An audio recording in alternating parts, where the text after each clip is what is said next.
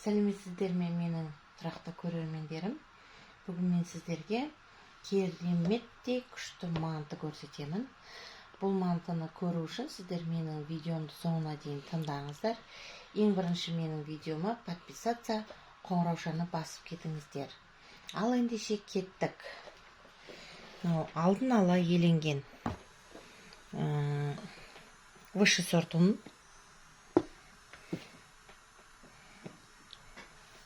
Высший сорт ұн.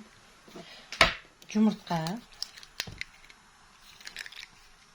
Нөрі жұмыртқаны да қоса салайын. Бағана оны тоқышқа қосқам. Тосқа овалды болып қалады.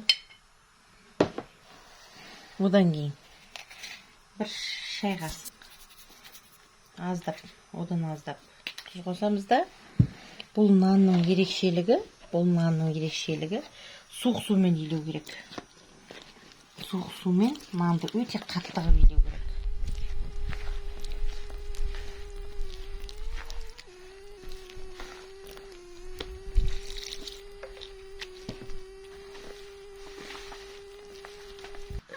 Міне қамырымыз дайын болды.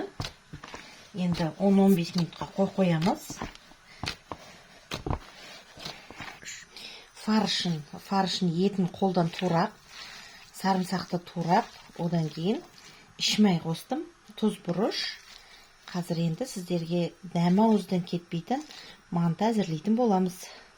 Міне нанымыз әзір болды. Нанды тағы бір рет мен қатты қып илеп алдым, иін тағы бір рет қандырып. Сосын кейін мынаны міне бүйтіп кесіп аламыз. Мынаны қоя тұрамыз.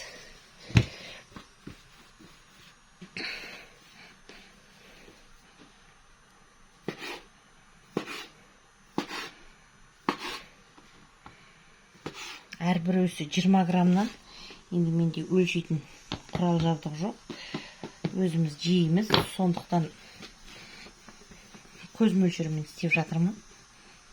Ең бастысы наны осындай болу керек.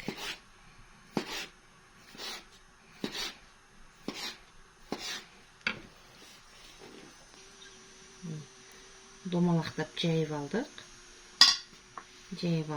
Енді жасаймыз.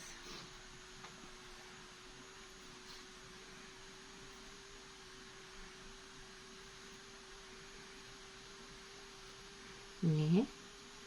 Алма кезек жасайсыздар да, ең соңғысын ішіне қарай бүктейсіздер.